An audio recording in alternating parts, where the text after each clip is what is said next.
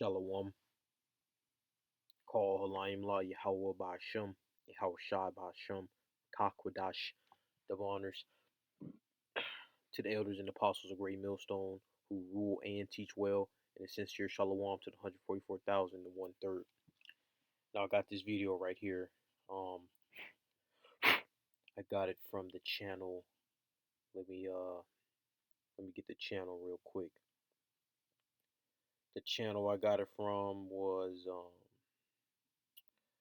Arrows, all caps, all right. Arrows of Indignation 144.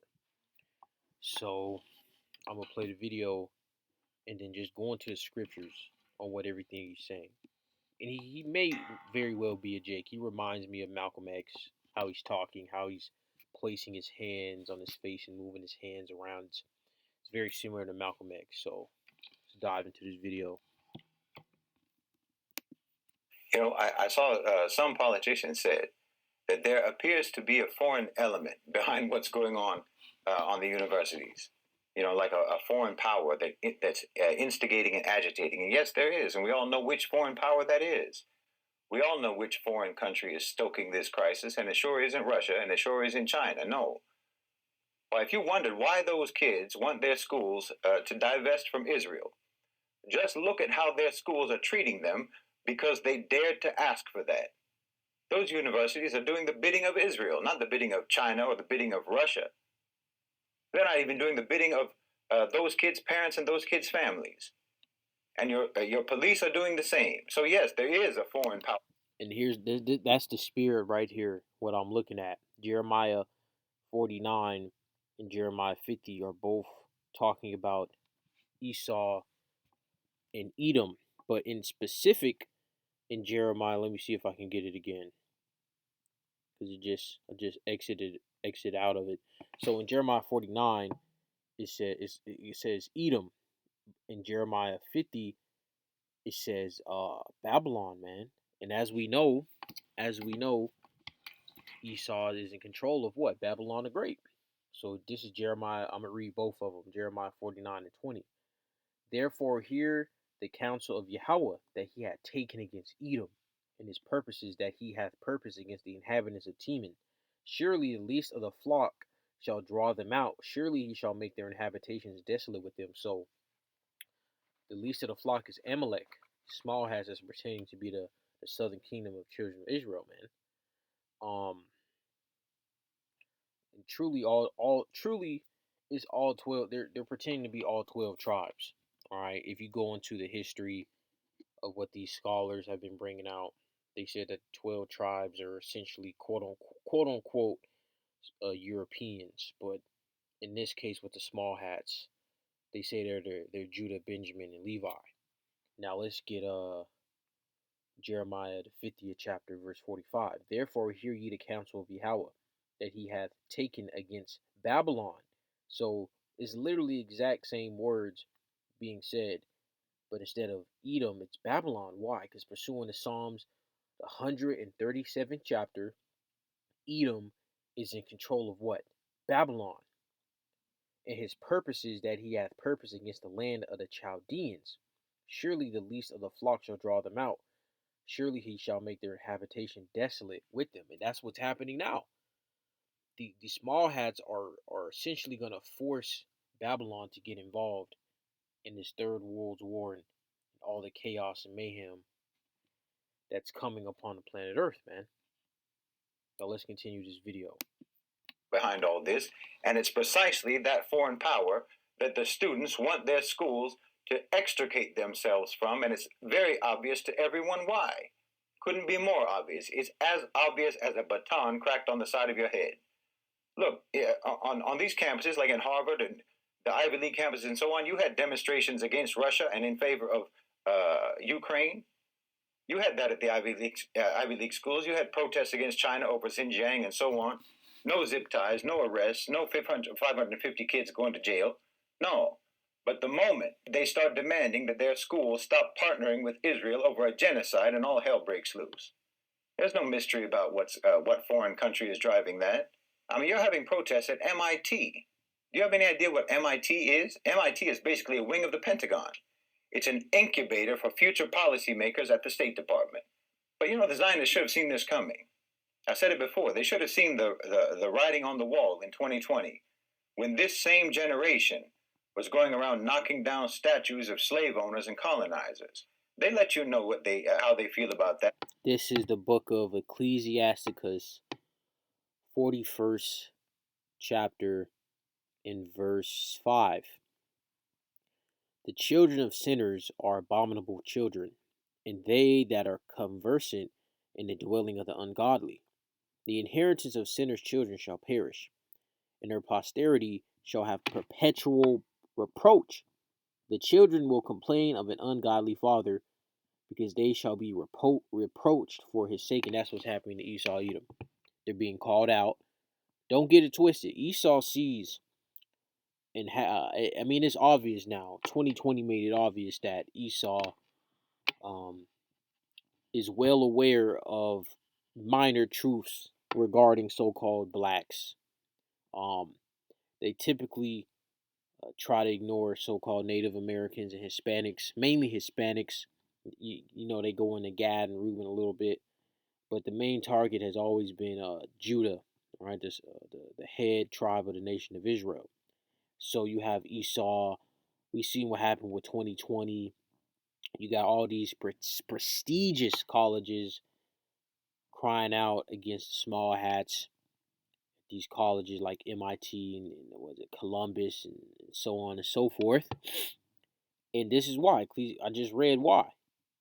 And just because they're doing this, that doesn't mean they want Jake to rule on even grounds with them or have Jake rule over them. They just trying to save face. That's all they're doing, because they see their societies going down. They see the dominance of children of Israel. Some of them are hearing the gospel, the good news, right?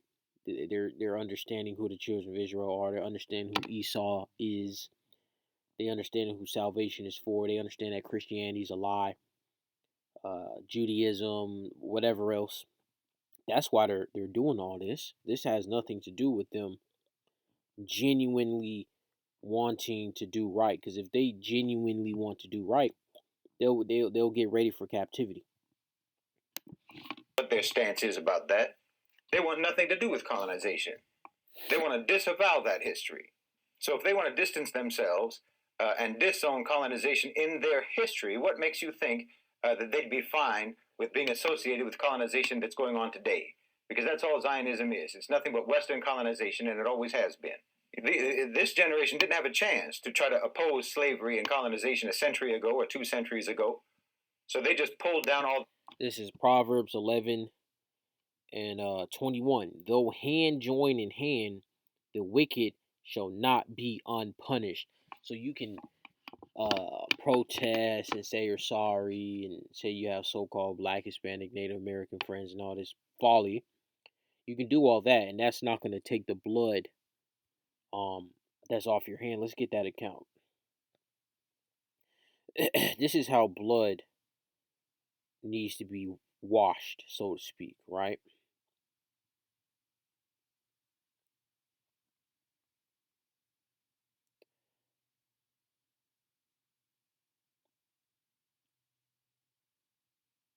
This is Numbers 35 and 33. So ye shall not pollute the land wherein ye are, for blood it defileth the land, and the land cannot be cleansed of the blood that is shed therein, but by the blood of him that shed it.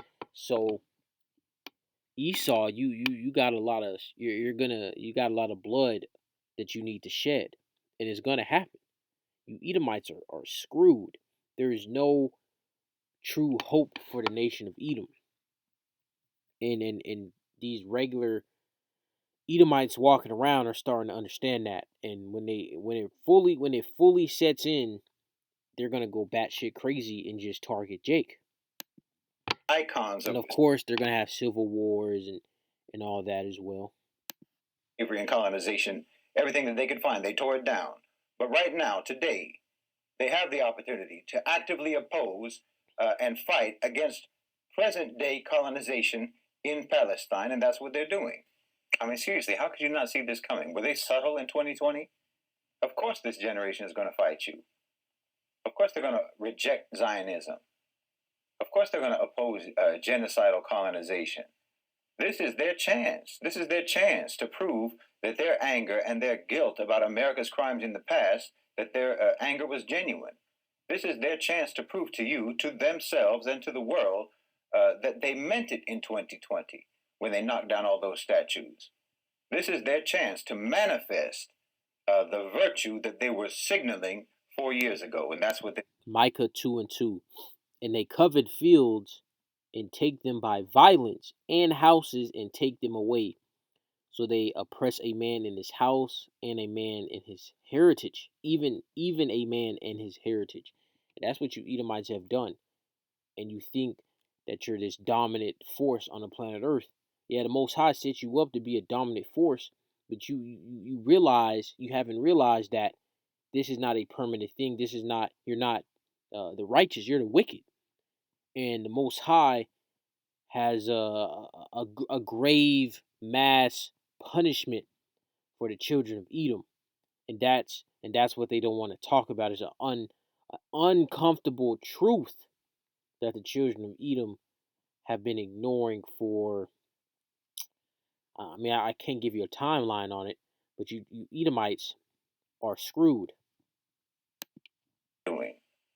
And the knee-jerk reaction of your so-called civilization, your so-called culture, that's so addicted to colonization and so addicted to brutality, their knee-jerk reflex response is to turn vicious, to turn ugly, to turn oppressive and violent against anyone who's trying to cure them of that addiction.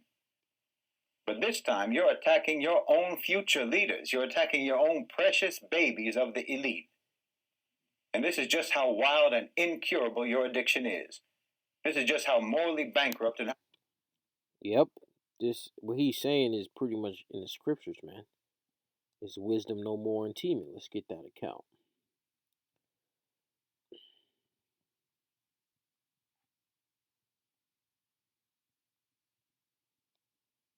This is Jeremiah 49:7.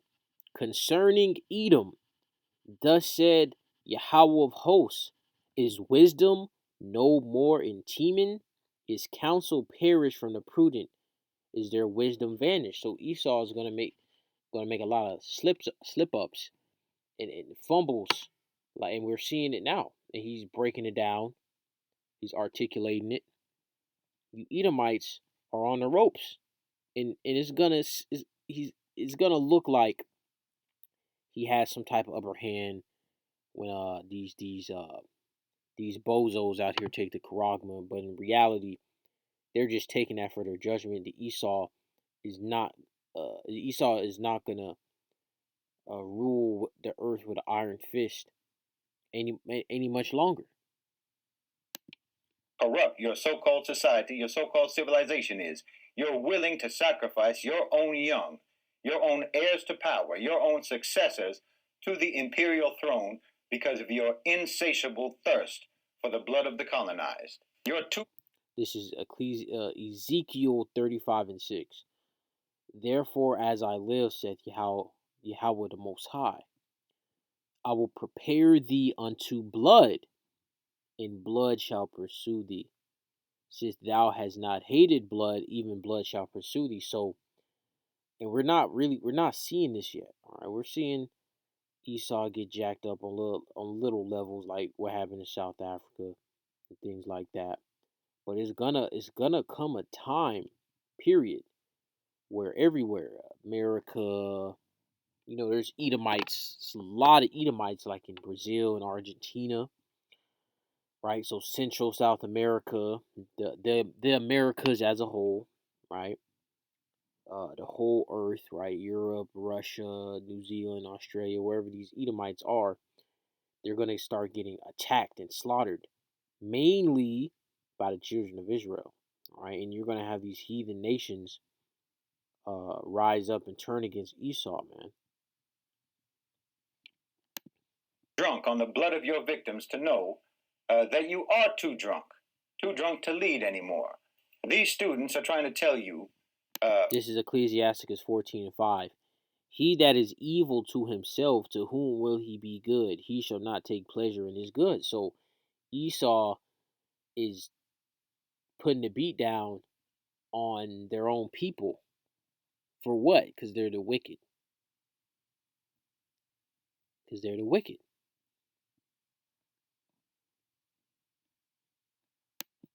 Friends don't let friends commit genocide, but then you just turn your blind fury against them. I'm telling you, your power structure is cannibalistic. We're witnessing an American meltdown in real time. It's a tectonic shift. The epicenter is in Gaza, but the shock waves are shaking the foundation of American power.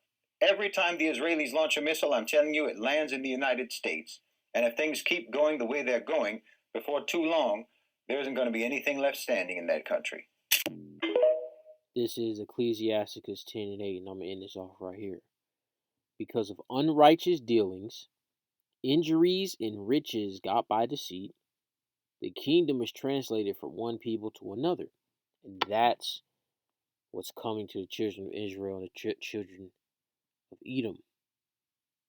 The saints of the Most High shall take the kingdom. Esau, this is his last huzzah. After this, it's going to be our rulership on the earth forever. Not a couple centuries, not 1,000 years, not a million years, eternity, man. Adawan Ratazah, this is edifying. Shalom.